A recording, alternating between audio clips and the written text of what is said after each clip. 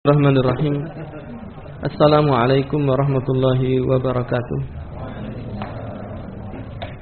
Innal hamdalillah nahmaduhu wa nasta'inuhu wa nastaghfiruhu wa na'udzu billahi min shururi anfusina wa min sayyiati a'malina. Man yahdihillahu fala mudilla lahu wa may yudlil fala hadiya lahu.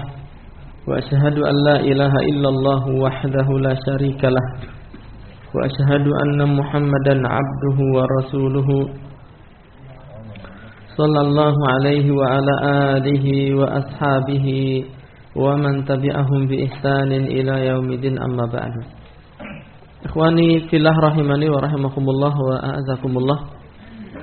Pada kesempatan malam hari ini kita akan melanjutkan kembali pembacaan kitab As-Sihru Khataruhu At-Tahassunu Minhu Kaifiyatu Hallihi yang ditulis oleh Syekh Abdul Muhsin Al-Qasim. Pada pertemuan yang lalu kita sampai di halaman berapa? 12. Sekarang 12.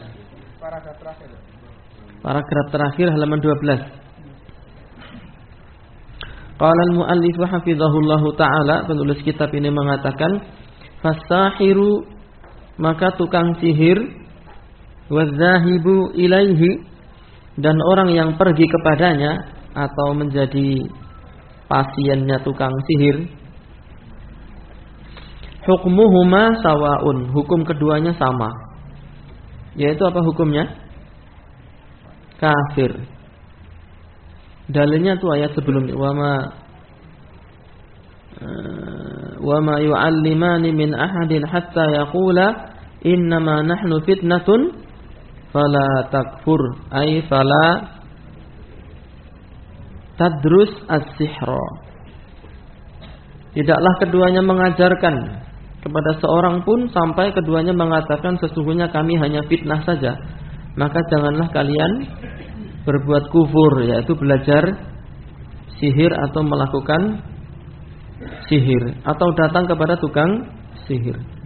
Jadi hukum tukang sihir dan orang yang menjadi pasien tukang sihir itu kedua-duanya kafir, sama-sama kafir. Waman, dan barang siapa amilas sihra, melakukan perbuatan sihir, faqad asyraka, maka sungguh ia telah berbuat syirik. Qala an-nabiy sallallahu alaihi wasallam, Nabi sallallahu alaihi wasallam bersabda, waman sahara, barang siapa menyihir, faqad asyraka, maka dia telah berbuat syirik. Rawahun Nasa'i, ini merupakan hadis riwayat Imam An-Nasa'i.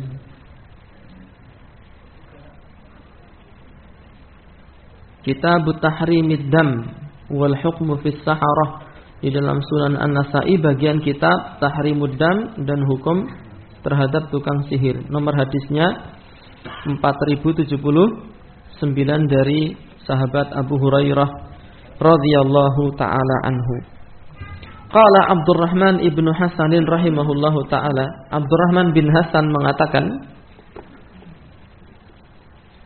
hadza nassun, hadis ini menjadi nas, menjadi dalil, fi anna sahira musyrikun, bahwasanya tukang sihir itu seorang yang musyrik. Abdurrahman bin Hasan Al-Syekh yang menulis kitab apa? Fathul Majid, halaman 291. Ada salah satu guru saya, seorang pendiri pesantren di Jawa Timur, itu selalu mengajarkan kitab Fathul Majid, syarah kitab Tauhid. Kemudian ada seorang ikhwan yang dulunya dia itu punya ilmu klinik lah. Dia bisa menerawang seseorang hanya dengan melihat begitu. Kalau ada orang yang tidak bisa ditembus oleh terawangannya, biasanya dia akan berpuasa 3 hari dan bisa dijebol benteng dia menyebutnya, kayak semacam cahaya putih katanya dia. Ini orang kok tak terawang nggak bisa tembus, ini diselimuti cahaya putih. Nah, orang seperti ini biasanya puasai 3 hari, nanti jebol. Dia diajak sama temannya untuk menghadiri pengajian kitab tauhid. Terus ustadznya ini diterawang sama dia. Kok nggak bisa? Titenono sepekan berikutnya tak pasani kowe gitu. Lalu dia berpuasa 3 hari. Datang pengajian berikutnya itu masih tetap tidak bisa tembus. Terus dia tanya sama ustadz, ustadz ini punya wiritan, punya amalan apa? Maksudnya bagaimana? Saya itu bisa nerawang orang. Kalau nggak bisa, saya puasa 3 hari mesti tetap tembus itu. Tapi ustadz ini kok nggak bisa tembus ya? Loh, saya nggak tahu gitu. Ustadz ini punya ajian apa? Nanti habis pengajian ikut saya. Habis pengajian datang ke rumah ustadz, dikasih kitab Fathul Majid. Lah ini dia amalan saya gitu. Syarah kitab tauhid. Adapun ajian saya nggak punya. Nah, Syekh Abdurrahman bin Hasan penulis kitab Fathul Majid, itu salah satu keturunan siapa? Syekh Muhammad bin Abdul Wahab. Kitab tauhid itu syarahnya banyak sekali. Siapa yang bisa menyebutkan 3 judul syarah kitab tauhid, saya kasih hadiah. 3 judul syarah kitab tauhid. Angkat tangan. Kalau enggak angkat tangan, angkat kaki. Angkat tangan. 3, saya kasih hadiah. Ya. Terus Al-Jadid. Bisa sebutkan penulisnya enggak? Qaulul Mufid Syekh Utsaimin. Kalau Al-Jadid? Lupa. Wah, rasita ini. Ini hadiahnya. Kopiah aja ini, all ses ini. Ini bukan seperti yang biasa itu. Yang biasa itu agak tipis, ini agak tebal ini. Fathul Majid, tulisan Syekh Abdurrahman bin Hasan Al-Utsaimin. Al-Qaulul Mufid ala kitab Tauhid, tulisan Syekh Muhammad bin Shalih Al-Utsaimin. Kemudian kitab Al-Jadid, syarah kitab At-Tauhid, tulisan Syekh Sulaiman Al-Qara'awi. Ada lagi nih, bisa nambahkan 2 syarah kitab tauhid yang lain. Angkat tangan. Enggak ada. Wakeh tenani padahal syarah kitab tauhid itu banyak sekali. Wakeh nemen pol. Puluhan pun bisa. Saking banyaknya, ini kitab yang penuh berkah ini, disyarah oleh banyak para ulama. 2. Apa? Ya boleh. Tulisan siapa? Enggak apa-apa. Mosok iki apa cenar disigar dadi loro. 1 lagi. Syarah kitab tauhid. Ada Al-Maslaqur Rasyid, syarah kitab tauhid, tulisan Syekh Sultan Al-Umairi. Ya. Ada At-Ta'liq ala Kitab Tauhid, Syekh Ali bin Hasan Al-Halabi. Ya, kemudian ada I'anatul Mustafid ala Kitab Tauhid, tulisan siapa? Syekh Saleh Al-Fauzan. Al-Qaulus Sadid, salah kitab tauhid. Banyak banget kitab tauhid itu. Kita lanjutkan. Jadi Nabi mengatakan di dalam hadis riwayat An-Nasa'i, "Wa man sahara faqad asyraka."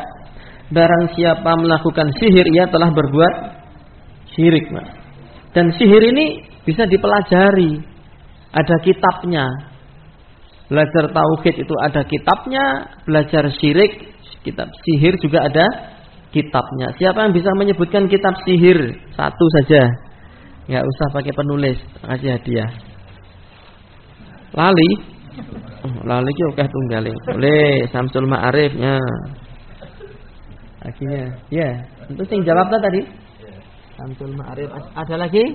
Kondang misuwur Jayang Bawono. Ya, Mujarobatnya. Kitab Al-Mujarobat. Mujarobat itu kitab sihir, Pak. Samsul Ma'arif juga kitab sihir. Ada lagi yang lain?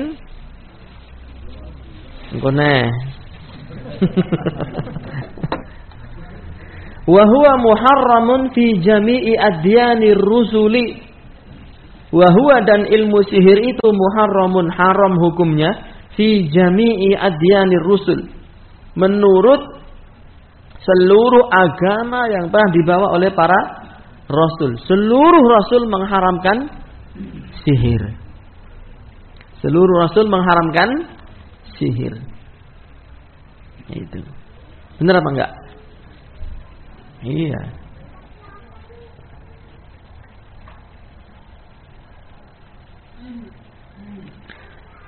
Pertanyaan berikutnya, sejak zaman Nabi siapa sihir itu muncul? Itu Nabi Sulaiman, Nabi Nuh. Sulaiman apa Nuh? Nah, sing jawab Nuh akeh ra sida. Kudune angkat tangan sih akeh jawab. Bukan Nabi Sulaiman, Nabi Nuh. Ya, tapi di era Nabi Sulaiman dan di era Nabi Musa itu ilmu sihir itu menjadi apa? Sangat merebak dan menyebar dengan masif. Qala ta'ala, Allah Subhanahu wa ta'ala berfirman, "Wala yuflihus sahiru haitsu ata." Wala yuflihus sahiru, dan tidak akan pernah menang tukang sihir itu haitsu ata, dari mana saja dia datang. Surat Thaha ayat 69. Wa huwa min mubiqatid din. Dan ilmu sihir itu termasuk apa? Sesuatu yang menghancurkan agama seseorang. Qala Nabi sallallahu alaihi wasallam. Nabi sallallahu alaihi wasallam bersabda, "Ijtanibus sab'al mubiqat." Ijtanibu as-sab'a al-mubiqat. Jauhilah oleh kalian 7 hal yang membinasakan. Qalu, para sahabat bertanya, "Ya Rasulullah, wa ma hunna?" Wahai Rasulullah, apa itu 7 hal yang membinasakan? Qala asyirku billah. Nabi menjawab, berbuat syirik kepada Allah Subhanahu wa ta'ala. Dan kesyirikan itu bisa berupa keyakinan, bisa berupa ucapan, bisa berupa perbuatan. Kesyirikan itu ada yang akbar, ada yang syirik asghar. Seluruhnya harus dijauhi, dan seluruhnya itu menjadi hal yang membinasakan, mencelakakan seseorang. Yang kedua, wasihru, dan ilmu sihir. Macam-macam ilmu sihir itu. Ya. Kemarin sihir itu secara bahasa artinya sesuatu yang tersembunyi, kan?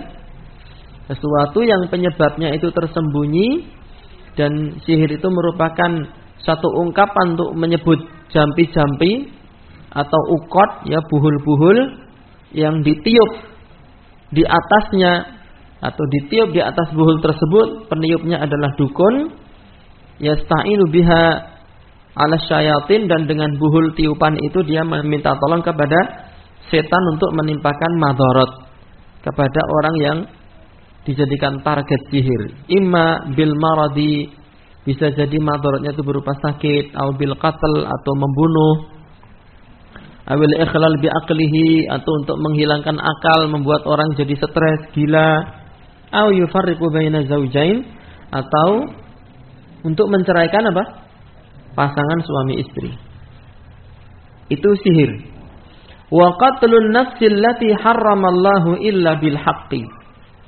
Yang ketiga, hal ketiga yang membinasakan seseorang adalah membunuh jiwa yang diharamkan oleh Allah, ya, kecuali dengan hak. Tidak boleh membunuh, menumpahkan darah orang lain kecuali dengan hak. Jadi hukum asalnya darah manusia itu haram untuk ditumpahkan. Manusia tidak boleh dibunuh kecuali dengan alasan yang dibenarkan. Baru kalau alasannya benar, manusia boleh dibunuh. Alasannya itu ada 3. Siapa yang menyebutkan 3 ini? 3 alasan manusia boleh dibunuh. Angkat tangan dulu. Jangan gemeremeng. Kun rijala. Jadilah para pejantan sejati. Jangan gitu. Oh, silahkan. Apa? Yang keras.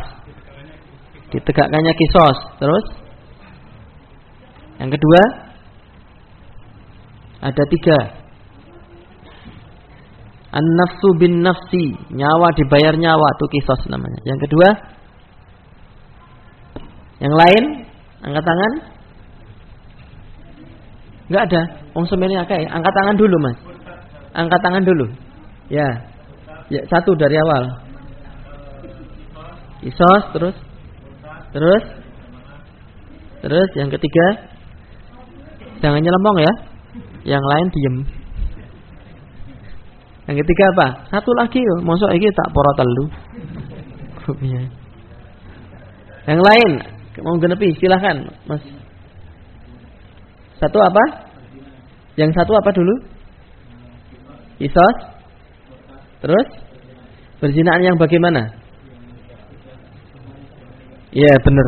Silahkan Mas. Sak kerasa ke gawanan mulai. Silahkan. Tolong Mas ditaruh belakang. La yahillu damu mri'in muslimin illa bi ihda salasin. Tidak halal darah seorang muslim ditumpahkan kecuali karena 3 hal. An-nafsu bin nafsi, jiwa dibayar dengan jiwa. Terus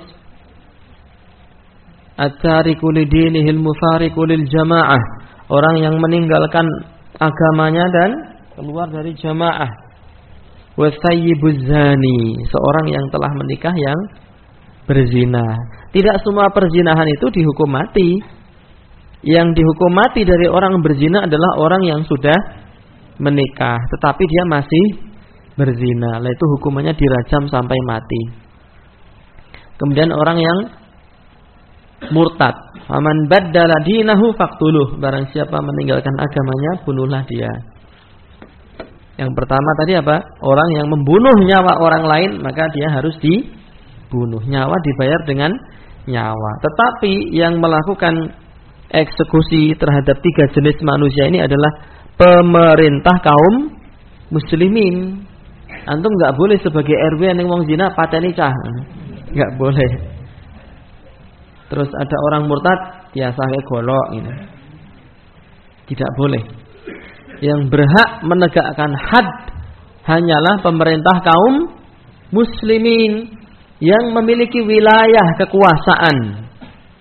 Adapun orang yang mengklaim dirinya pemerintah, penguasa, imam, amir, khalifah, tetapi enggak punya kekuasaan, enggak punya bala tentara, tidak memiliki batas-batas teritorial. Ana mbok orang ngaku, "Oh, saya itu amir, kalian wajib berbaiat ke saya." Tapi dia enggak punya batas-batas teritorial. Enek apa ora? Ada enggak? Tekor ini ra wonge. Tak tutuk. Biyen. Na'udzubillahi min dzalik. Ngaku jadi amir, ngaku jadi imam, ngaku jadi khalifah, orang-orang harus berbaiat kepada saya. Tapi kalau ada perjanjian antar negara dia enggak ikut tanda tangan. Emang siapa kamu melu tanda tangan perjanjian antar negara? Ya. Kalau ada jembatan, dia tidak ikut meresmikan jembatan. Ya. Kalau ada kontingen apa itu namanya? SEA Games, dia tidak ikut nguntapke. Kalau ada yang bayar pajak, karepe melu nampa pajake. Edan apa ora iki ngono. Amir weng itu, amir palsu. Imam-imam palsu, khalifah-khalifah palsu. Jadi pemimpin, penguasa itu yang memiliki wilayah, yang menjadi wakil kaum muslimin di dalam penyelenggaraan haji, umroh, jihad, ya penegakan had, perjanjian antar negara, itu pemerintah namanya. Ya. Adapun yang mengklaim saya adalah pemerintah, saya adalah amir, penguasa wilayah sini, ya, tapi ra duwe polisi. Orang duwe tentara. Itu bukan pemerintah, ngapusi itu. Tapi anehnya jutaan orang itu dihapusi sama amir-amir palsu ini. Na'udzubillahi min dzalik. Kenapa? Karena mereka tidak mau belajar prinsip akidah ahli sunnati wal jamaah. Gitu loh. Pemimpin amir kok nggak punya kekuasaan, tetapi ditaati dan orang-orang bayar pajak sama dia. La haula wala quwata illa billah. Pak Ustadz, saya pengen tanya, kalau saya ikut pengajian Kajitiko nanti saya harus bayar pajak apa enggak? Enggak, Pak. Tetap bayar pajak sampean tapi ke PLN sana. ke Samsat sana, bukan ke saya. Bayar pajak neng aku ya aku tambah lemu nah. Nanti mau? Oh ya, wa aklur riba. Yang keempat, 7 hal yang membinasakan adalah makan riba. Kaidah yang teramat sangat mudah sekali banget nemen pol yang dipopulerkan oleh para ulama tentang riba adalah kullu qardin jarra naf'an fahuwa riba. Kullu qardin, setiap pinjaman jarra naf'an, yang diambil manfaat dari pinjaman tersebut fahuwa riba, maka dia adalah riba. Dan manfaat itu tidak mesti berupa bunga duit, enggak. Manfaat itu kadang bisa berupa kemanfaatan yang umum, minjemi motor. Saya ini punya duit, Jo tak silih duit sak yuta. Ning syarate motormu tak enggusi. Engko nek kowe wis ngunasi motormu tak balekke. Berarti saya minjemi duit 1 juta, tetapi saya mengambil manfaat dari pinjaman tersebut. Manfaatnya apa? Nyilih motor. Itu riba. Ya. Jo, kowe tak wenehi duit 50 yuta, ning adimu tak rabi. Ya, seperti Datuk Maringgih itu loh. Kayak menungso elek kae. Nggih, Datuk Maringgih itu. Ya, menehi pinjaman utang ning Siti Nurbaya tak rabi. Akhirnya yang merana siapa? Samsul Bahri ya. Samsul Bahri gigit jari. Ya. Sing nom-nom gitu plongoh ya. Samsul Bahri sapa to nggih? Mula maca wale ngene. Maca nggih supaya wawasannya luas. Zaman saiki Samsul Bahri ra ngerti gitu. Motok gitu. Jadi setiap pinjaman yang disyaratkan adanya kemanfaatan, maka itu riba. Bro, nyelih duit piro 100.000? Kena 100.000 ning aku jajake soto lho. Nah, ribanya itu sotonya itu, ribanya itu. Kowe tak silih 100.000 tapi kamu jajake soto. Termasuk dalam hal kopioan arisan. Kopioan arisan. Kok ho dikandani kok ho. Kopioan arisan. Piuk. Metu nama Pak Ijo. Jo metu jenengmu Ijo. Lah terus ya berarti kowe nampa duit 2 yuta. Ha iya alhamdulillah no. Ning syarate apa? Sasi ngarep kowe kudu nyepaki snack untuk seluruh peserta arisan. Itu riba. Snack-e kuwi lho riba. Paham enggak? Karena seluruh peserta arisan ngasih pinjem duit sama Pak Ijo kan gitu. Pak Ijo kan enggak punya duit. Dikai duwite wong akeh iki lho. Syaratnya Jo, sesuk sasi ngarep kowe menyediakan snack untuk kita-kita orang. Lah snack untuk arisan itu riba. Mula kowe nek melu arisan aja mangan. Aja ngombe. Monggo Mas anu. Nembe lara untuk to. Gak didahar. Jo ditapuk. Gitu. Kenapa alasannya? Ya karena setiap pinjaman yang disyaratkan adanya kemanfaatan itu disebut riba. Hanya saja kemanfaatan ini kalau kecil, kemudian secara uruf itu dia tidak disyaratkan dan kecil sekali, sebagian ulama membolehkan. Misalnya, antum pinjem motor, ketika dipinjem motor bensin seliter, tak oleh ke diisi tadi 3 liter. Gitu. Itu riba apa enggak? Yang saya tahu itu bukan riba ya. Bukan riba. Kenapa ya? Karena secara uruf itu tidak disyaratkan di awal, kemudian jumlahnya juga tidak terlalu banyak. Wallahu taala alam bisawab. Kemudian yang perlu kita ketahui juga yang namanya ngasih pinjaman itu harus berani rugi. Kalau pengen ngambil manfaat, ojo ngutangi, jangan minjemi orang. Gitu. Jangan ngutangi, jangan minjemi orang. Karena duit 1 juta sekarang ini dengan 1 juta 6 bulan berikutnya nilainya sudah berbeda kan? Iya. Usaha punya badan usaha. Nanti kalau saya minjemi 1 juta, nanti kembalinya 1 juta 50. 50 ini gue apa? Ya untuk administrasi, untuk kertas, untuk dedek bengek. Mas, nek ra gelem rugi ojo nyili. Ya. Makanya kalau menghutangi di dalam prinsip Islam itu harus berani berkorban dan merugi.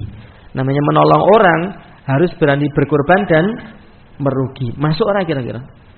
Namanya menolong orang itu harus berani berkorban dan berani merugi. Antum lewat pinggir jalan, ada simbah-simbah naik sepeda ontel, kepleset masuk ke dalam got ketiban sepeda nih. Le aku tulungono le gitu. Antum nolongi dia, dibayar enggak? Enggak. Rugi enggak antum? Rugi tenaga, rugi waktu, bener enggak? Kalau antum pengen menolong harus siap rugi. Nek ra gelem rugi aja tak tulung. Sing sabar nggih Mbah niki kula selak kesusu dikata-katai zikir mawon gitu. Semoga pertolongan Allah segera datang. Kuwi nek ra gelem rugi kowe.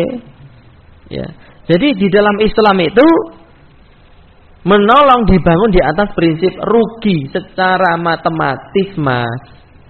Tapi secara hakikat enggak ada orang nolong orang rugi itu enggak ada. Tidak ada. Karena Nabi mengatakan kanallahu fi aunil abdi maka kanal abdu fi auni akhihi. Senantiasa Allah itu menolong hambanya selama si hamba mau menolong saudaranya. Itu. Jadi mintalah keuntungan dari Allah, jangan minta keuntungan dari manusia saat kita menolong. Kalau meminjam minta keuntungan dari manusia itu namanya riba. Ngono kuwi. Paham enggak? Ya. Seperti itu. Sehingga kalau saya tuh diajak sebagian teman dulu ya, enggak, "Bu, wonge teko rene apa ora?" Ketoke ora. Ning ada kemungkinan hoo. Dia mengajak saya untuk membentuk badan usaha. Terus badan usaha ini ngopo? Ngubengke duit. Piye iki secara nalar ora masuk. Pinjem-pinjem itu? Iya. Oh, tapi ini sih tanpa riba, wis ora masuk tanpa riba, wis horor aku. Karena orang meminjami itu dibangun di atas prinsip rugi, bener nggak? Nek kepengin minjemi harus siap rugi. Tetapi badan yang antum bentuk ini badan usaha. Badan usaha dibangun di atas prinsip untung. Kuwi wis ora gathok aku ngono. Wis ora gathok kuwi. Karena banyak teman-teman kita itu butuh pinjaman yang anti riba ngene. Saya secara pribadi kok ndak setuju menehi pinjaman kepada ikhwan yang tidak riba, tetapi ujung-ujungnya ya enek ribane kuwi mau. Karena ora gathok badan usaha kan nyari untung. Terus keuntungannya dari mana itu nanti? Keuntungannya dari mana? Keuntungannya itu ya kita minjemi tanpa riba, terus duitnya dari mana? Duitnya dari teman-teman ini dikumpulke jadi modal, nanti modal ini diubengke sebagai usaha, dipakai buat amal usaha. Keuntungannya nanti dikembangbiakkan untuk minjemi teman-teman. Kuwi rak teorine dul. Prakteke badan usaha, amal usaha itu bisa rugi, bisa untung apa untung terus? Hah? Ngomong untung terus no tak iruh rupane. Namanya usaha itu kadang rugi, kadang untung. Lah nek rugi nang njur kepiye? Ya kita harus optimis loh, jangan. Ya kalau optimis mesti Mas, tapi kan kita harus berpikir apa? Hal-hal yang realistis. Wong teori kok mikirnya untung tok, itu kesalahan kita. Ya. Kalau kita pengen bangun usaha itu harus dipikirkan nek rugi kira-kira saya harus kepiye. Itu enggak dipikirkan. Mikirnya masih nyus-nyus gitu. Dulu yayasan yang Sukawruh itu saya juga diojo-ojoi kan, saya suka ngisi pengajian di Merapi ya. Ustaz, enten napa?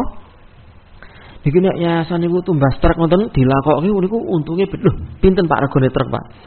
Rego truk niku watawis nggih 90 juta. Niku mengke nek dinggo ngusungi pasir untuk tambang adol. Itu nanti sekali jalan itu keuntungannya 350 lho, Ustaz. Itu sudah kita udah ngasih duit sama sopir, sudah sama bensin nih. Menarik sekali ya, saya bilang gitu. 90 juta, pendaksasi 350.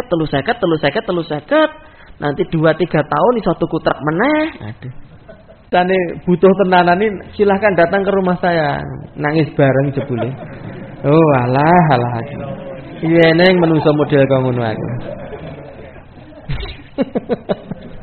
Ya itu dinamika ya, dinamika kehidupan kita. Jangan dikira ustadz itu Superman ya. bisa menyelesaikan macam-macam masalah. Saya itu sampai heran kadang sama ikhwan itu. Semua permasalahan itu diadukan ke ustadz. Mulai dari ideologi, sosial, politik, budaya, pertahanan dan keamanan nasional. Itu semua ditanyakan kepada, sampai mbah iki tuwek ra mati-mati lapor ning ustadz ini. Lah nek mbahmu kepengin mati tak jiret dadonge rampung kok aku. Apa rumangsane ustaz iki pembunuh apa piye? Ustaz kok simbah kula niku mboten mati-mati nggih.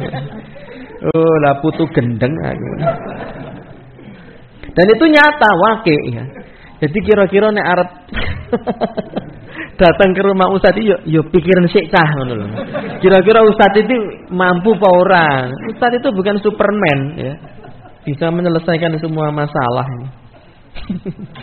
Kadang ikhwan-ikhwan ya sok rada piye. Wa ma hunna endi mau? Oh iya. Wa aklu malil yatim. Al yatim itu man faqada abuhu qabla al ihtilam.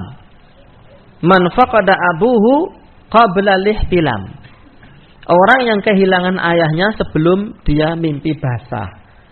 Ya, saya itu pernah pengajian antum zakat mana anak yatim. Kula niki nggih yatim lho, Pak. Lah wong 50 taun jenggote nglawer ngono kok anak yatim. Lah bapak ibu kula pun mboten enten ngono. Yatim itu bukan orang yang kehilangan ayah ibu. Orang yang kehilangan ayah saat orang ini belum mencapai usia balik. Dan tanda-tanda balik itu disebutkan para ulama yang paling sering ihtilam, mimpi basah utawa ngimpi teles. Ngimpi teles ya. Padahal tanda akil balik bukan hanya mimpi basah, tetapi karena yang sering terjadi ini maka itu dijadikan wakil. Mimpi basah, tumbuh rambut di sekitar kemaluan, kemudian berusia 15 tahun, khusus wanita ditambahi apa? Haid. Ya, haid. Salah satu dari keempat tanda ini kalau sudah ada pada diri seseorang maka dia sudah dewasa, sudah akil balik. Kalau dia nggak punya ayah, dia bukan anak yatim lagi.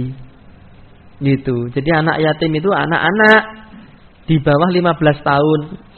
Kalau dia usianya 10 tahun tetapi sudah mimpi basah, ya dia bukan anak-anak lagi. Dia sudah akil balik. Atau dia 13 tahun belum mimpi basah tapi sudah tumbuh rambut di sekitar kemaluan, ya dia sudah dewasa. Atau dia 11 tahun tapi sudah haid, ya dia sudah dewasa, tidak disebut sebagai yatim lagi. Dan memakan harta anak yatim itu merupakan dosa besar. Allah Ta'ala berfirman, walladzina ya'kuluna amwalal yatama dzulma innama ya'kuluna fi butunihim nara wa sayaslawna sa'ira. Innalladzina orang yang ya'kuluna memakan amwalal yatama, harta anak-anak yatim, dzulma secara zalim. Artinya kalau memakan harta anak yatim dengan keridhaan, dengan cara-cara yang benar boleh. Tapi kalau secara zalim mengumpulkan donasi untuk anak yatim, setelah itu dimakan sendiri untuk kepentingan diri pribadi sendiri, itu namanya zalim. Ya. Atau dia meminta-minta kepada orang lalu dimakan sendiri, itu namanya tasawul, mengemis, itu juga dilarang. Sehingga teman-teman yang menjadi penggerak yayasan dakwah sosial saat buka donasi, jangan kecil hati. Itu bukan sebuah kehinaan, bahkan itu kemuliaan. Kita menjadi sebab ya Allah Subhanahu wa taala menolong hamba-hambanya melalui perantara kita. Ya, itu bukan kehinaan, bukan mengemis itu. Mengemis itu minta-minta harta sedangkan kita mampu bekerja untuk kepentingan pribadi sendiri, dimakan sendiri. Itu tidak boleh. Tetapi kalau kita buka donasi lalu diberikan kepada orang yang berhak untuk khitanan masalkah, untuk anak yatim, janda tua, program pipanisasi, untuk daurah pengajian, itu bukan meminta-minta. Ya. Dan itu para ulama banyak memberikan fatwa berkaitan dengan masalah tersebut. Wa tawalli yaumaz zahfi, dan melarikan diri saat yaumaz zahfi, di hari az-zahfi. Az-zahfi itu saat pasukan kaum muslimin sudah berhadapan-hadapan dengan pasukan orang kafir di dalam kancah jihad. Sudah berhadapan-hadapan begini, malah lari. Itu dosa besar itu, tawalli yaumaz zahfi. Ya. Sehingga orang-orang yang sebenarnya mereka akan kokoh berada di garda terdepan saat medan jihad memanggil itu adalah para ahli sunnah. Yang kesehariannya itu belajar akidah, belajar bahasa Arab, belajar manhaj, belajar tauhid, seluk-beluk syirik. Ya. Mana kalian katanya pengikutnya Nabi? Nabi itu selama masa kenabian melakukan perang 83. Kok kalian enggak melakukan perang? Ahli sunnah itu adalah singa-singa mujahidin yang terpenjara. Apa yang memenjarakan mereka? Kaidah-kaidah syariat. Perang itu, jihad itu ada aturannya di dalam Islam. Kalau enggak ada aturannya, waton mangkat wi tawuran dan kelitih. Itu bukan mujahid fisabilillah, mujahid fisabili kelitih. Ya, meskipun Allahu Akbar gitu. Yang membedakan jihad dengan tidak itu bukan pakian takbir, bukan. Makanya kitabul jihad itu dalam kitab fikih itu mesti tempatnya masih di bagian akhir. Yang berbagian pertama apa? Toharoh dulu. Antum kitab toharoh belum khatam lho. Basane iki ngene lho. Nguyuh ero iso arep jihad. Ya. Cara membersihkan mani, cara mensucikan madhi, cara mensucikan najis. Najis itu apa saja, darah haid ciri-cirinya bagaimana, istihadah kepiye, dalilnya bagaimana, dipelajari dulu. Setelah itu ke kitabus sholat, kitab sholat, rincian sholat, kekeliruan sholat. Jihad paling belakangan, Pak. Nah, sekarang orang enggak, kitab toharoh enggak ngerti, langsung pengen jihad. Lah wong toharoh cik goblok kok apalagi jihad. Tambah goblok. Itu bukan jihad, itu kelitih, tawuran, mengikuti hawa nafsu, waton membunuh orang tanpa pakai aturan. Di dalam jihad enggak boleh wanita, anak-anak, orang tua dibunuh, enggak boleh di dalam jihad. Merusak tanam-tanaman secara membabi buta tidak boleh di dalam jihad. Ya. Nah, kalau ngebom itu membedakan enggak wanita dan anak-anak? Enggak, semuanya dibantai habis sama mereka. Itu bukan jihad. Dan jihad itu adalah di bawah komando pemerintah. Enggak bisa jihad melaku dewe-dewe, itu enggak ada di dalam Islam. Itu dalilnya nanti rinci sekali. Dan itu menjadi bagian dari prinsip akidah ahli sunnati wal jamaah. Makanya tidak aneh para pelaku bom ketika ditanya apa itu Islam. Islam ya ingin selamat laksanakan ajaran Muhammad. Islam ya isak subuh luhur asar maghribnya. Enak luhur barang ini. Kok ngendian? Itu yaumaz zahfi, melarikan diri. Melarikan diri ini diperbolehkan dalam beberapa kondisi, di antaranya saat sudah yaumaz zahfi kemudian kita lari ya dalam rangka untuk bergabung dengan pasukan lain untuk menggempur dari sisi yang lain. Jazakallahu khairan, Mas. Itu boleh. Bukan lari dalam artian kita tinggal gelanggang colong pelayu karena pengecut. Enggak boleh. Iya. Kenapa toh? Karena kalau kita pun mati di medan jihad itu, kita bisa memberi syafaat puluhan keluarga kita yang seharusnya masuk neraka jadi masuk surga loh. Kalau kita mati syahid itu. Ya. Barang siapa seorang muslim tidak terbetik keinginan di dalam hatinya untuk mati syahid, maka dia seorang muslim yang kepencoan sifat-sifat munafikin. Nanti itu di hari akhirat, seorang yang mati syahid itu begitu mengetahui keutamaan dan besarnya mati syahid, dia berandai-andai, aduhai seandainya saya hidup lalu mati syahid, lalu hidup lagi, mati syahid lagi, hidup lagi, mati syahid lagi. Pengen berulang-ulang mati syahid. Gitu. Jadi jangan takut. Jangan jadikan dunia ini sebagai cita-cita yang tertinggi. Gitu. Allahumma la taj'alid dunya akbara hammina wala mablagha ilmina. Ya Allah, jangan jadikan dunia sebagai cita-cita kami yang paling tinggi dan puncak pengetahuan kami. Karena kalau orang terlalu cinta dengan dunia, dia akan takut dan tidak mau bersih liyane wae lah aku tak ngopeni anak bojo gitu. Itu jihad dalam artian perang. Ora gelem anu to. Dadi panitia pengajiane panitiane kurang liyane wae lah aku tak neng omah. Ini mentalitas, bukan mentalitas seorang muslim mukmin, apalagi seorang sunni salafi. Dia selama memang ada waktu, ada kelonggaran, ada kemampuan, dia mengerahkan semua yang dia miliki untuk meninggikan kalimat Allah Subhanahu wa ta'ala. Bahkan sampai nyawa pun dia akan korbankan dan tidak melarikan diri dari medan jihad.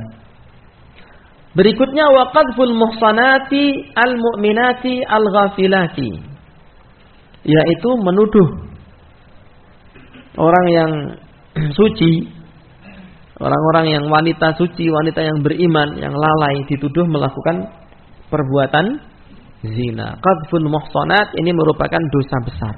Definisi dosa besar itu teman-teman sekalian adalah perbuatan dosa yang disebut oleh Allah dan Rasul dengan sebutan yang buruk, diancam neraka, ya kadang disertai dengan adanya laknat.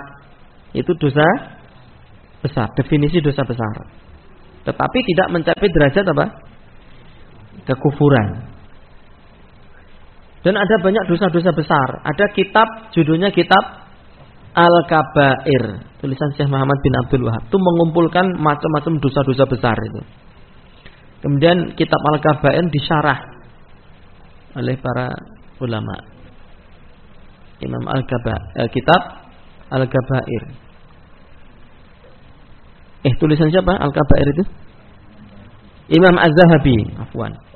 Imam Az-Zahabi. Kalau Syekh Muhammad bin Abdullah itu Masail Jahiliyah. Imam Az-Zahabi menulis kitab Al-Kabair. Isinya macam-macam dosa-dosa besar itu. Hendaknya kita menjauhi dosa-dosa besar. Di antara dosa besar yang paling besar adalah menuduh orang lain berbuat zina. Walladzina yarmunal muhsanat, orang yang melontarkan tuduhan zina kepada orang yang beriman, walam ya'tu bi arba'ati syuhada, dan tidak mendatangkan 4 orang saksi, fajliduhum samarina jaldatan, maka laporannya ditolak dan si pelapor beserta saksi-saksinya itu dihukum cambuk 80 kali dan kelak persaksiannya tidak akan diterima lagi. Kita membuat statement bahwasanya si fulanah itu telah berzina. Padahal kita tidak bisa mendatangkan 4 orang saksi yang melihat langsung proses terjadinya zina secara live seperti timba masuk ke dalam sumur. Ya. Maka kita dicambuk 80 kali. Jadi teman-teman kalau di masyarakat kita itu sering kita mendengar ya tetangga kita ngomong si fulan kayak kayak berzina. Anaknya kan dudu anake kayak naudzubillah min dzalik. Tahan lisan antum. Jangan mudah-mudah percaya. Ya. Meskipun ada orang yang wah kowe weruh langsung live kok, bukan siaran ulang kok. Seperti timba masuk ke dalam sumur. Ini yang melihat langsung harus laki-laki, jumlahnya 4. Hampir enggak ada kasus orang berzina ditonton 4 orang laki-laki kemudian keempat-empatnya bersaksi, itu belum pernah ada kejadian ini. Kamu lihat langsung. Kamu langsung lihat, cetok, meloho. Yang ketiga meloho, yang keempat gerumbul-gerumbul. Maka ketiga orang ini yang melihat langsung dan yang gerumbul-gerumbul dan yang melapor, kelima-limanya dicambuk 80 kali, gebuki. Bak. Aduh tolong istirahat dulu ngombe sik. Ada yang digebuk 80 kan pingsan. Sakit dicambuk itu sakit sekali loh. Apalagi yang gue selang itu loh. Suruh lepas baju disuapeti. Wah, itu bisa pingsan, sakit sekali. Antum tahu Denjaka? Detasmen Jala Mangkara. Dicemplungkan ke laut, tangannya diikat begini, suruh menyeberang Selat Madura. Julukannya itu hantu laut ya. Itu disabeti selang ora kuat kok. Pak, ampun, gitu latihannya kayak gitu.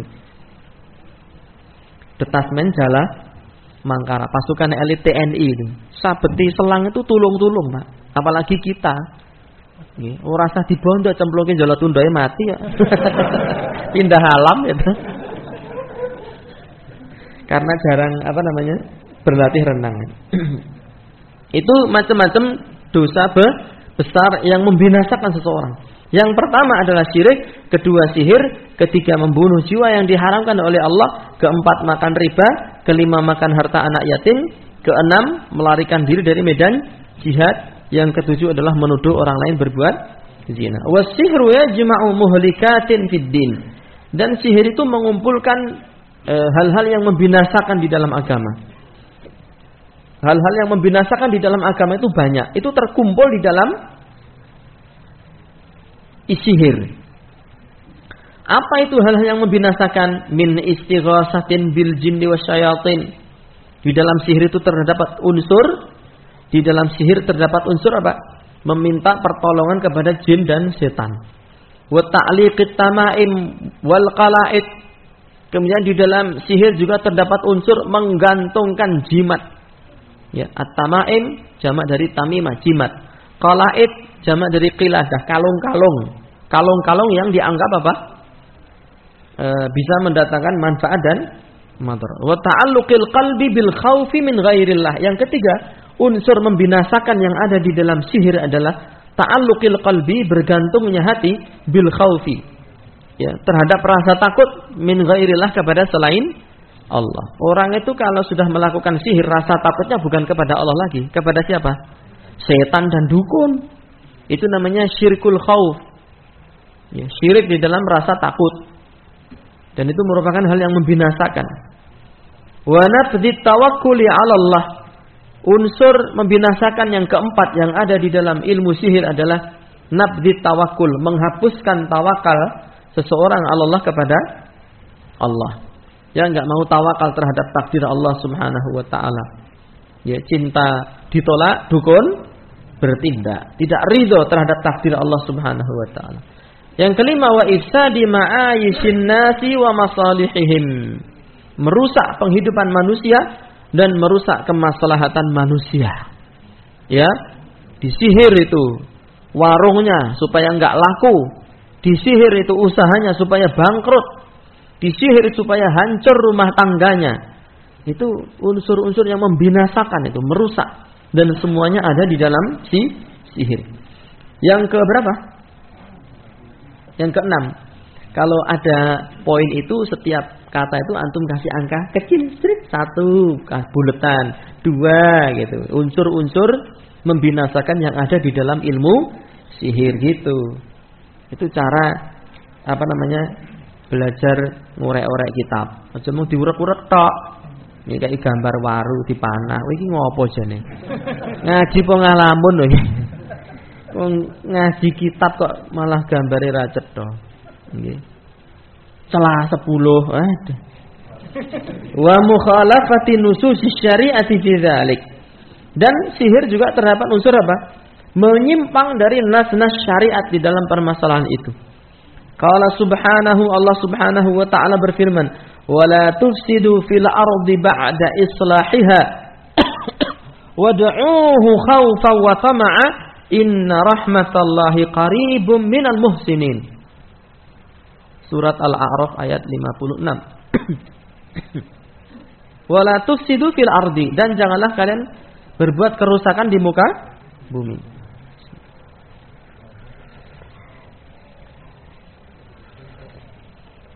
Ba'da islahiha, setelah kebaikan di atasnya.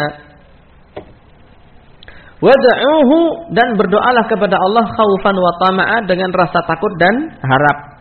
Takut dan tamak. Inna rahmatallahi qaribun minal muhsinin. Sesungguhnya rahmat Allah itu dekat dengan orang-orang yang berbuat baik. Adapun sihir merusak makna dan isi dari ayat ini. Sihir itu merusak. Kerusakannya banyak dan disebutkan satu persatu oleh Syekh di paragraf yang terakhir tadi. Jadi kalau antum ditanya, kenapa sihir itu haram? Gitu jawabannya, iki akeh iki aja gur siji tok. Berarti akal kita, otak kita itu tidak terasah. Kenapa sihir itu haram? Ya karena diharamkan oleh Allah, biasanya ngono tok, kurang lantip gitu. Kurang lantip ing panggrahita, kurang pono ing pamawas, kurang limpat ing kaweruh. Kok sihir itu haram ngopo? Ya karena diharamkan. Lah ya ngerti kak diharamkan ini ngopo ngono lho. Ya karena Allah mengatakan haram, ya haram ta ora sakokean penting sing ngono lho. Ya wis, aja ditutukne, aja ditakoni neh wong kaya ngono kuwi. Pancen ya tekane mung semono. Jajak iki wae wareg kon turu. Karena apa? Ada minta tolong kepada setan. Kemudian apa lagi? Menggantungkan jimat. Kemudian hatinya takut kepada selain Allah, menyirnakan tawakal kepada Allah, merusak penghidupan manusia, merusak kebaikan manusia, kemudian menyelisihi dalil-dalil syariat. Itu semuanya penyebab kenapa sihir itu dilarang di dalam Islam. Gitu. Sama nanti kalau ada hal-hal yang subuhat, lah kenapa kok sing jenenge nyanyi karo musik ora itu? Kenapa? Antum sebutkan itu beberapa poin. Ya. Seperti Syekhul Islam Ibnu Taimiyah, wahai imam, para ulama di negeri saya melontarkan tuduhan bahwa engkau itu seorang mujassimah. Qalan tadhir. Beliau mengatakan, tunggu ya. Beliau baru saja selesai sholat zuhur. Salam, selesai zuhur noleh. Wahai imam, ada orang nuduh engkau ini mujassimah. Engkau berpaham Allah itu memiliki jasad. Tunggu sebentar. Beliau duduk lagi nulis, enggak pakai marojik, enggak pakai perpustakaan, pakai ingatan beliau dan kecerdasan. Tulis. Datang waktu asar ini, bacakan kepada ulama di negeri. Namanya Risalah At-Tis'iniyat. Satu subhat dibantah dari 90 sisi. Tuduhan itu batil dari 90 sisi. Sisi pertama ini, dalilnya begini, pendalilnya begini. Sisi kedua ini, aku nek rawang pinter orang mungkin. Ya. Lantip, cerdas. Dan makanya saya sering memotivasi para ikhwan ya yang sedang awal-awal menuntut ilmu, belajarlah untuk mengambil fawaid dari ayat atau hadis. Seperti kitab Al-Jadid itu. Al-Jadid Syarah Kitab Tauhid atau kitab Bahjatun Nadhirin. Antum baca kitab Bahjatun Nadhirin, hadis seret. Ya, kemudian ungkapan-ungkapan yang gharib, yang aneh diterangkan ini maksudnya begini. Nah, yang terpenting ini al-fawaid. Ma yustafadu minal hadis. Hukum-hukum apa saja yang bisa diambil dari hadis tersebut. Pertama, ini. Kedua, ini. Ketiga, ini. Ketujuh. Ke-10. Imam Syafi'i itu merenungkan satu hadis. Ya Aba Umair, madza fa'alan nughair. Dari Isya sampai subuh ada 1000 fawaid. Ya Aba Umair, madza fa'ala an-nughair. Abu Umair, apa yang dilakukan oleh Nughair si burung kecil? Itu ada hukum, istinbat hukum yang diambil beliau dari hadis yang pendek 1000. Lah nek antum, hei Abu Umair, apa yang dilakukan Nughair? Apa manfaat bisa antum petik dari hadis ini? Apa ya? Manuk cilik. Piye? Dan itu ketajaman pikiran kita, ketajaman akal kita untuk mengambil manfaat dari ayat dari hadis itu bisa dilatih. Di antaranya dengan baca kitab-kitab tadi itu sebagai modal awal gitu. Sehingga ketika kita membaca ayat itu seret langsung terbentuk kerangka karangan di kepala kita itu. Misalnya baca ayat ini, wala tufsidu fil ardi ba'da islahiha wad'uhu khaufan wa tama'a inna rahmatallahi qaribun minal muhsinin. Ini sudah terbentuk kerangka karangan itu. Ya, mukadimah. Terus ada bab 1. Bab 1 terdiri dari beberapa pasal. Satu pasal terdiri beberapa masalah. Satu masalah dalilnya ini, subhatnya ini, cara bantahnya begini. Terus gitu. Baca satu ayat ini yang wis sudah ada apa? Reng-rengan kalau orang Jawa. Ya. Rencana yang akan saya tulis, yang akan saya ambil dari satu ayat tersebut. Itu kalau kita ingin meningkat kafa'ah ilmiah, ilmu yang kita miliki, pengen meningkat, ya harus seperti itu caranya. Orang mengurung ayat ngertiane tok, guru ngerti artinya tok, iya. Hukum-hukum apa yang bisa ambil dari ayat ini? Embuh, ora ngerti. Lah kan berpikir, krungu lho aku ya. Hukum embuh, ora ngerti aku. Sebatas itu tok. Ya sulit naik kalau begitu. Ditambah lagi kita belajar usul fikih, maka kita akan tahu rincian apa yang ada di dalam satu nas ayat atau di dalam hadis. Gitu. Tapi sebelum itu seragap dulu belajar bahasa Arab. Karena yang lain-lain tadi itu mustahil bisa dilakukan kalau kita tidak memiliki bekal bahasa Arab yang cukup. Ikut pesona dulu, ikut bimbas dulu ya. Baru kemudian nanti naik levelnya di dalam mengaji. Gitu ya. Itu saja yang bisa disampaikan pada kesempatan malam hari ini. Semoga bermanfaat. Dan sebagaimana yang sudah-sudah kita bacakan beberapa soalan yang masuk ke sini. Mengapa? Pertama, Mengapa terkadang orang yang terkena sihir bisa sembuh dengan ruqyah yang tidak syar'i? Ruqyah dari selain ayat-ayat. Iya, memang betul. Apakah itu artinya ayat-ayat ruqyah Al-Quran bisa tertandingi dengan ayat-ayat ruqyah mantra selain Al-Quran? Tertandingi itu dari sisi apa? Kalau dari sisi kesembuhan bisa jadi. Tapi kalau dari sisi manfaat enggak akan mungkin. Karena Al-Quran itu membawa kebahagiaan di dunia maupun di akhirat sekaligus.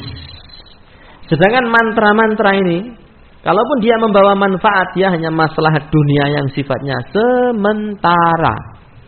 Yang sementara ini pun sebetulnya relatif, Pak. Maksudnya relatif bagaimana? Sembuh itu dianggap sebagai sebuah kemanfaatan. Tetapi kalau ditelisik secara lebih teliti lagi, itu aslinya bukan kesembuhan, tetapi justru malah balak dan madarat. Ada beberapa ikhwan di sini dan di tempat lain itu bersaksi menceritakan pengalaman hidupnya saat dia menjadi anak indigo. Jadi apa? Anak indigo. Apa penyebabnya? Karena sering dibacakan mantra dan dibawa kepada dukun. Karena anak ini sering mendapat gangguan makhluk halus. Tidak diruqyah, tapi dibawa kepada dukun dan dukunnya banyak macam-macam. Setelah itu justru anak ini menderita. Sembuh kelihatannya, tetapi sebulan, 2 bulan, setahun, 2 tahun. Ya. Tetapi kalau kita telisik lebih teliti lagi, lebih sabar lagi, kesembuhan itu tidak mendatangkan justru madaratnya itu semakin besar.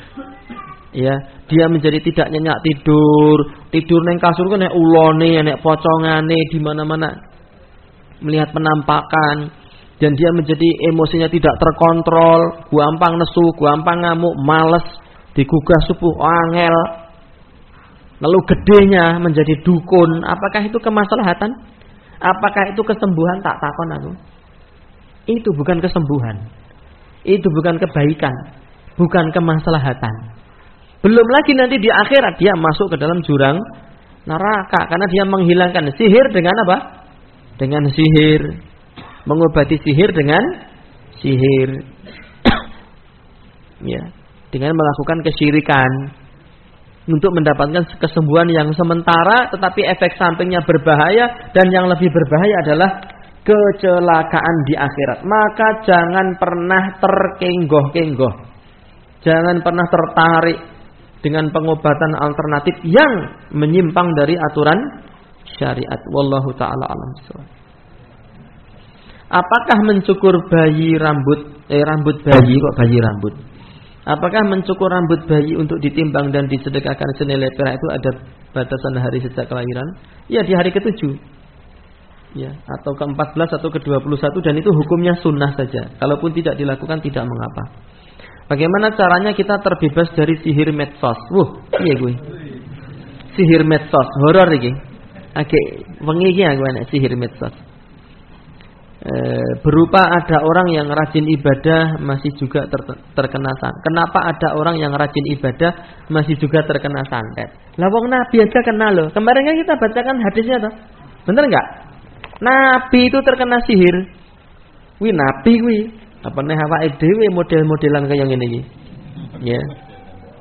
Dapurane kaya ngene iki ya lebih berpotensi untuk terkena sihir. Maka jangan pernah merasa aman dari sihir, senantiasa mendekatkan diri kepada Allah, berzikir kepada Allah. Lah nek sing ibadahe terkena apa nek sing babar blas. Semakin parah efek sihir yang menimpa dia. Adapun sihir medsos ini masalah terapi ya, masalah kejiwaan ya. Saya tidak lebih ngerti, tapi kalau saya boleh kasih saran, HP antum diganti HT. Supaya tidak terkena sihir medsos. Bagaimana pandangan secara syariat tentang uang yang hilang karena diambil tuyul atau jin yang lain, dan bagaimana cara mencegahnya? Ini sudah bolak-balik saya sampaikan ini. Keberadaan tuyul itu apakah ada? Saya sendiri tidak tahu. Apakah dia makhluk mitologi, apa memang makhluk yang memiliki wujud asli seperti itu? Bocah cilik gundul sempakan tok, nyolongi duit gitu. Nek nang yuyu dolanan yuyu ngilo. Apakah benar seperti itu? Wallahu taala alam. Tetapi di dalam hadis sahih riwayat Bukhari memang ada sebagian jin yang memiliki hobi mencuri harta, mencuri duit, ada. Dan sudah ditangkap oleh Abu Hurairah dan dilepaskan kembali. Sampai 3 kali ditangkap, dia mengatakan kalau kamu lepaskan malam ini, aku akan ajarkan kepada engkau satu ayat yang bisa melindungi engkau dari makhluk seperti aku ini. Lalu dia mengajari ayat kursi. Dan itu sekaligus menjadi solusi. Bacakan ayat kursi. Sebul kene dompet. Selarake maca bismillah. Karena Nabi mengatakan, "Idza aghlaqal baba wa dzakara ismaha wa dzakara ismallaha qala syaitan la mabita lakum." Jika seseorang menutup pintu dan membaca bismillah begitu, setan berkhutbah, tidak ada tempat menginap bagi kita malam ini di rumah ini. Jadi tutup dompetnya maca bismillah. Luwih mantep wacake ayat kursi. Dompetnya lebokke tasnya diselareke maca bismillah. Tasnya lebokke lemari tutup maca bismillah. Lemari ini lebokke kamar tutup maca bismillah. Kamare lebokke omah tutup maca bismillah. Omahe lebokke pekarangan, gerbangnya tutup maca bismillah. Terus itu berlapis-lapis penjagaan ketat itu. Ya mesti ilang wis sing nyolong tuyul ndase ireng. Nek ora bojomu dhewe gitu. Sing nyolong. Bagaimana hukum melakukan sholat duha berjamaah yang dilakukan setiap habis kajian? Kalau dalam rangka mengajari boleh, tapi kalau wis iso kabeh terus dijadikan kebiasaan terus, ya jadi bid'ah namanya. Ya. Dan para guru tidak boleh menghukum anak didiknya. Ini sering saya dengar dari Syekh Ibrahim Ar-Ruhaili, dari Syekh Abdul Malik Ramadhani, terakhir kemarin dari Syekh Utsman Al-Khamis di daurah di Malang itu selama sepekan kita mengikuti daurah bersama beliau. Tidak boleh memberi hukuman karena anak didik kita meninggalkan amalan yang sunnah. Karena Allah saja tidak menghukum. Maka seorang guru di SDIT anak didiknya nggak mau sholat duha kok dimarahi, nggak boleh. Terus gimana? Kita hanya boleh memotivasi yang pertama, yang kedua memberi teladan. Membacakan hadis keutamaan sholat duha, kemudian memberi contoh kepada mereka, menganjurkan. Tapi kalau memaksa tidak boleh, karena Allah juga tidak memaksa umatnya untuk melakukan sholat duha. Rasul juga tidak memberikan hukuman bagi orang yang meninggalkan amal-amal sunnah. Dan tidak boleh kita mencela orang lain gara-gara dia meninggalkan amalan sunnah. Oh ngaji kok ora tahu poso Senin Kamis piye ora cetha ngene-ngene. Itu tidak boleh seperti itu. Bagaimana cara menghindar dari serangan jin? Nanti akan kita bacanya. Serangan jin itu macam-macam, Pak. Ada yang bertingkat-tingkat ya. Ada yang bau-bauan, ada yang dengan suara, ada yang dengan yang paling banter yang langsung menimpa itu ndumil. Dicolek ini, ndumil. Kalau kita didulit anak kecil takut enggak? Didulit bocah. Ngapa le jual jawil gitu. Jadi antum liwat papan nggon angker dijawil ini rasa jual jawil ngono bae. Enggak usah terlalu takut. Sing jawil iki mau apa genderuwo. Ngompol, nguyuh, ngebrek. Enggak usah terlalu ketakutan berlebih. Takut boleh tapi proporsional gitu loh ya. Melayu kan ngantek katoke keri barang ora gagas.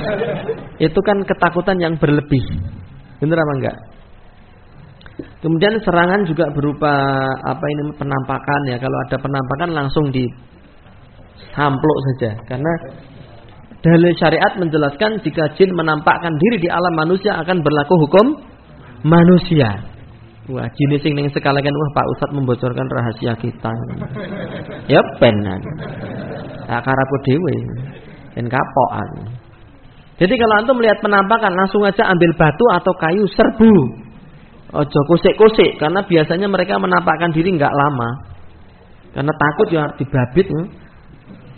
Dan berlaku hukum manusia, bisa dipukul, bisa ini. Abu Hurairah pun menangkap. Rasul pun menangkap. Khalid bin Walid menebas sampai sigar terbelah jadi 2. Jin yang menghuni berhala. Ya wujudnya wanita hitam legam, rambutnya keriting acak-acakan, penuh debu, telanjang, ditebas terbelah jadi 2. Sahabat Nabi saat peristiwa perang Khandaq membunuh ular. Ternyata ular itu adalah penampakan jin dan mati ularnya itu. Nabi mengatakan, maka kalau kalian melihat ular di dalam rumah, jangan langsung dibunuh. Barangkali itu jin muslim. Tapi diperingatkan, diusir 3 kali. Jangan langsung dibunuh. Selawati dicutik genter. Atau telepon damkar. Gratis damkar itu. Beritanya gratis. Ya, tolong Pak, di rumah saya ada ular ini, tolong segera diamankan ini.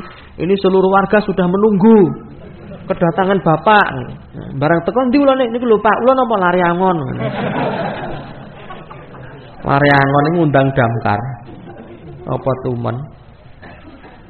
Apakah kita boleh boleh untuk memilah dan berhati-hati dalam meminjamkan uang? Takutnya nanti malah terjadi permusuhan dan memutus silaturahim jika yang dipinjamkan tidak amanah. Boleh, wong itu hak kita kok. Minjemi sama enggak minjem itu kan hak kita. Lah sing anehi wong njaluk utang ora diutangi nesu. Sing arep utange lho malah nesu. Nesu. Aku kira solider karo aku. Kowe iki ora mesake aku. Sesama umat Islam tidak saling membantu. Barang ditagih ya nesu meneh. DN nagih hutang, njaluk utang nesu, barang ditagih nesu.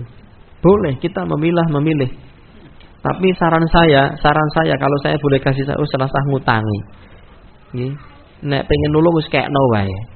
Daripada antum ngarep-arep kapas sing nyaur utang yo wis sesasi rong sasi malah bunek dhewe ta. Tak culke tok ikhlas ki sing nyogok gak mulih kono. Utangmu pira to? Oh, butuhe 6 juta ya. Aku duwene 50.000 nya sik mulih. Ora sah hutang iki statusnya apa? Hibah. Itu malah jauh lebih bagus. Wallahu taala alam. Jika terdapat 2 pilihan, pekerjaan yang satu mendekati riba, tetapi kebutuhan keluarga tercukupi dan sisa banyak. Waduh. Sedang pilihan yang kedua pedagang. Tapi kebutuhan keluarga tidak dapat terpenuhi sehari-hari. Bagaimana Ustaz? Ya. Syekh Utsman Khamis itu kemarin masih statement yang menurut saya masuk banget itu. Masuknya gimana? Manusia itu Mas tidak akan mati sampai melunaskan jatah rezeki. Dan rezeki itu kalau kita ke dunia itu kalau kita kejar dia lari. Tapi kalau kita menghindar dia mengejar kita. Orang-orang yang koruptor itu ya. Misalnya koruptor 5 miliar kata beliau. Orang koruptor korupsi 5 miliar. Kalaupun dia bersabar tidak melakukan korupsi, 5 miliar itu akan datang kepada dia dengan cara halal. Beneran itu. Cuma orang kadang nggak sabar, lalu dia melakukan apa? Cara-cara yang haram. Kalau memang itu rezeki kita, rezeki itu akan datang kepada kita cepat atau lambat. Baik dengan cara riba atau cara yang lain. Maka kewajiban kita cukup sabar aja. Telateni aja jauh dengan riba. Tidak tercukupi. Dari mana antum ngerti tidak tercukupi dan kurang itu dari mana? Itu kan masa depan. Masa depan kan seperti kumpulan tempe. Tidak ada yang tahu. Benar apa enggak? Kok antum mengklaim aku nanti kalau bekerjanya sebagai pedagang keluarga tidak tercukupi. Antum ta'ali Allah. Antum sombong di hadapan Allah Subhanahu wa taala. Dulu itu saya gitu loh. Wong sak desa ora ana sing mondok. Ya kayak iki mondoke gek sumpene gede dadi apa dadi mudin ta. Yo seluruh Pak saya tuh kerja bakti ijik enom saya. Ijik enom ingah-ingi gitu. Karo tangga-tangga gur dibuli terus. Nek anu kuwi si fulan arep mondok ya dadi apa ya sampean ya. Itu di hadapan saya loh ngomongnya. Yo mondok ya mentak-mentak ya modern ngono kuwi. Heeh ta, kowe iki cita-citamu modern ta ngono. Aku cuma muka saya itu udah kayak udang rebus kayak gitu. Aku batin aku ngono. Tapi apakah saya jadi modern sesuai prediksi mereka? Enggak. Orang jadi modern aku. Saya mendirikan Semut Mobile. Sekolah modern lan mubalek. Lho. Apa ra horor? Jadi jangan pernah menghukumi masa depan. Nanti antum akan meracun anak-anak antum. Seperti seorang ibu mengasih minum susu kepada 3 anaknya dicampur endrip. Anaknya mati. Ketika ditanya, kenapa kok ibu kok tega meracun anak-anaknya? Karena saya melarat. Saya hanya pedagang. Saya mau bekerja jadi riba, pegawai riba, uang saya tercukupi malah turah-turah, tapi saya takut dosa. Akhirnya saya jadi pedagang, tapi kebutuhan keluarga saya kurang-kurang terus. Daripada saya jadi kere, anak-anak saya nanti tumbuh dewasa pun hanya akan menjadi kere. Lebih baik saya racun anak-anak saya, mereka masuk surga semua. Biarkanlah saya masuk neraka. Ngono kuwi. Inspiratif enggak ini? Oh ya, wah, sing penting anakku swarga kabeh ya to. Daripada urip dadi kere ya to. Tak pateni bae. Nanti akan seperti itu. Bisa enggak 3 anak yang diracun ini kalau dia hidup ternyata jadi orang kaya? Bisa apa enggak? Oke, jadi jenderal, jadi kiai, jadi ulama, jadi pengusaha. Jangan menghukumi masa depan, Mak. Urung karuan sing pekerjaan riba itu turah-turah dan tercukupi. Wirak sawangane tok. Dan rezeki kita tidak akan tambah meskipun kita bekerja di riba. Rezeki kita tidak akan tambah meskipun kita korupsi. Rezeki kita tidak akan berkurang kalau kita jadi pedagang. Rezeki kita tidak akan berkurang kalau kita menjauhi judi. Rezeki kita akan tetap pancet seperti itu. Kita hanya tinggal berusaha dengan cara-cara yang halal. Koruptor itu mesti didatangi duit 5 miliar kalau dia sabar nunggu. Cuma masalahnya dia tidak sabar kemudian menempuh cara yang haram. Dalilnya itu hadis as-sadiqul masduq. Inna ahadakum yujma'u khalquhu fi batni ummih. Salah seorang dari kalian dikumpulkan penciptaannya di dalam perut ibunya. Ya, selama 40 hari. Menjadi segumpal darah, segumpal daging, lalu dituliskan matinya, hidupnya, rezekinya. Jadi sebelum kita lahir rezeki kita sudah dituliskan. Wallahu ta'ala. Uang riba dari asuransi sebaiknya disalurkan mana, Ustaz? Salurkan untuk kepentingan ya, sosial ya. Dan antum enggak dapat pahala karena dalam rangka antum melepaskan diri dari uang haram. Ya, untuk kepentingan sosial sebagian ulama mengatakan kepentingan sosial yang sifatnya rendah dan hina, toilet umum, penerangan jalan, betonisasi, pengerasan jalan, lalu pipanisasi. Tetapi sebagian ulama yang lain mengatakan umum, untuk kepentingan sosial yang umum dan tidak mesti harus yang rendahan. Karena keharaman uang dari hasil maksiat itu hanya berlaku bagi si pelaku kemaksiatan. Wallahu ta'ala a'lam bishawab. Uang arisan yang dikasihkan ke orang yang dapat full tanpa dipotong, tapi saat mau pulang anak pengelola arisan dikasih uang jajan 10.000. Apakah ini riba? Tidak, enggak riba. Tapi kalau jadi kebiasaan anggere barento arisan mesti nyekeli. Anggere barento arisan mesti nyekeli, itu riba. Atau sing entuk arisan mesti jadi tuan rumah berikutnya, lah itu riba. Bagaimana kaitan antara ayat yang menyatakan bahwa jin itu tidak bisa mendatangkan manfaat atau madarat kepada manusia dengan ilmu sihir yang dibantu oleh jin? Semuanya atas kehendak Allah Subhanahu wa ta'ala. La yadurru wa la yanfa'u illallah. Tidak ada yang bisa memberi manfaat dan madarat kecuali Allah. Cuma jin menjadi perantara, sebagaimana dokter menjadi perantara, sebagaimana kita juga menjadi perantara memberikan rezeki kepada anak istri. Adapun hakikatnya yang memberikan manfaat madarat hanya Allah Subhanahu wa ta'ala. Wallahu a'lam. Ketika ada rapat takmir masjid, saya usul untuk mengadakan pengajian fikih kurban. Tapi qadarullah yang cari ustadznya bukan saya. Dan percuma yang mengisi pengajiannya apa lagi? Secara keilmuannya kurang. Apakah saya tetap hadir di pengajian itu? Kurang itu kan bukan berarti randu ilmu belas toh. Semua orang punya kekurangan. Saya punya kekurangan. Kajiteko punya kekurangan. Semua orang punya kekurangan. Datanglah dan ambil manfaat selama yang diajarkan bukan kesesatan. Dan jangan tinggi hati. Wah kayak kurang ya. Hah? Ora sepiro kae lah karena aku pinter aku. Waduh. Malah kemaki ya. Ya wis nek kowe wae sing ngisi. Kula pakai wetat. Makan telur ternyata sudah ada merah seperti darah di dalamnya. Boleh tidak Ustaz dimakan? Telur apa gini? Telur ula ya itu. Telur ayam ya boleh. Ada merahnya. Ada merahnya. Ada merahnya. Insya Allah tidak mengapa. Yang dilarang itu kalau dia sudah berupa balut. Saya pernah membuat video pendek hukum makan balut. Balut itu makanan khas dari Thailand berupa telur ayam yang sudah ada embrio ayamnya. Ya. Jadi enek wis dadi pitik kuthuk itu loh. Nah, itu dimasak dipangan. Gila ora? Nah, itu haram itu. Silahkan nanti dicek videonya. Hukum makan balut gitu. Telur rebus setelah dikupas sudah ada kepalanya. Lagi balut namanya. Ojo mbok pangan gitu. Misalnya ndase tok pangan. Lah krius-krius ya tapi. Jangan, itu namanya balut, sudah ada embrio. Apakah anak-anak bisa memutus soft? Iya. Dan kira-kira umur berapa kita bisa mengajak anak? Situasional.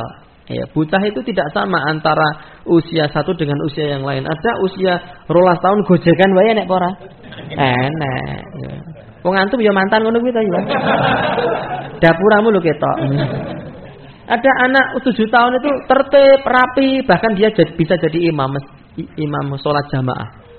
Ya, sehingga tidak bisa dipukul rata. Karena banyak anak kecil yang akhirnya apa lagi? Meramaikan masjid, bahkan ada yang masih memakai pampers. Yang penting ora bocor pampers. Kata para ulama lebih baik dia rame di masjid daripada dia rame di pinggir jalan, daripada dia rame di pos ronda, rame di tanah lapang. Ya, lebih baik dia rame di dalam masjid. Cuman bukan berarti membiarkan, tetap dinasihati, dituturi. Sampai kapan usah membiarkan? Nabi memerintahkan anak kecil sholat usia 7 tahun sampai 10 tahun. 3 tahun Pak ngandalin itu. Wah, aku ngandalin 3 tahun kesel. Muncul generasi berikutnya. Ya. 3 tahun tambahin wis arep rampung munculnya hadine. Ya wis sepanjang masa kita menasihati anak-anak itu. Selama hayat masih dikandung badan, tanpa kenal jemu. Jangan kalah dengan burung kenari. Sebelumnya semoga Allah senantiasa memberikan kebaikan kepada Ustaz. Nggih, sami-sami, dumawah sami-sami nggih Mas. Misal di suatu kampung ada 10 kepala keluarga yang bernama A, B, C, D, E, F, G, H, I, J. J sampai J, 10 A, B, C, D, E, F, G, H, I, J. Dalam kampung tersebut ditulis tekan J tenani kan. Ane angka 1, B-ne angka 2, C-ne angka 3. Apa rumah samu aku kira mudeng angka. Dalam kampung tersebut warga bersepakat untuk saling membantu dalam kurban, menyembelih, menguliti, memotong. Jika pada kampung tersebut terdapat 1 sapi hasil serikat 7 orang, yaitu A, B, C, D, E, F dan G, lalu 7 orang tadi dibantu oleh H, I, J dan J saling membantu dalam kegiatan kurban. Pertanyaan, apakah 3 orang yang tidak berserikat dalam hewan kurban H, I, dan J namun ikut membantu proses kurban tersebut dapat dihukumi sebagai jagal sehingga tidak berhak dapat daging kurban? Iki sing wong telu iki melu kurban apa ora terjadi iki? Enggak ya? Oh iya. 3 orang ini membantu toh, dia masuk kategori jagal yang tidak boleh diberi upah berupa daging. Wa nahnu nu'tihi min indina, tapi diberi upah berupa uang. Wah, niku nggih niku uangnya nggih enggak ada alokasi dana untuk upah jagal. Ya wis, rasa diopahi. Lah pekewuh niku la tak budul pekewuh. Dan tanamkan kepada warga bahwasanya tidak semua aktivitas kita itu harus diuangkan. Tidak semua aktivitas kita itu harus njaluk opah. Bener enggak? Kita sudah tidak kurban, aku tak beramal soleh dengan tenaga dan pikiranku. Nggih, ora sah diopahi ora apa-apa, sing penting cepaki wedang, snack ya madang. Perkara iwake padha wargane ora masalah los. Tanamkan cara berpikir seperti ini kepada warga, bahwasanya kita ini beribadah, orang njaluk opah. Ini bukan tempat untuk nyari pekerjaan. Ini ladang amal soleh, kanggo sangu mati. Orang yang lain sudah berkorban, maka kita berkorban dengan tenaga dan pikiran. Orang wah nak aku kesel ora dikai kok kayak cah cilik itu loh kesannya. Iya enggak? Cuman masalahnya memang banyak manusia itu berpikiran seperti anak kecil. Harus sering senantiasa disampaikan hal ini.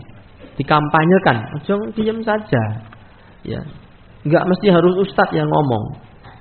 Takmir masjid, Ya ikhwan, sekali waktu ada kesempatan khutbah Jumat sampaikan kepada para warga, ya kalaupun nanti tidak ada opah ya masing-masing kita ngelenggono. Tapi panitia ya ngei contoh.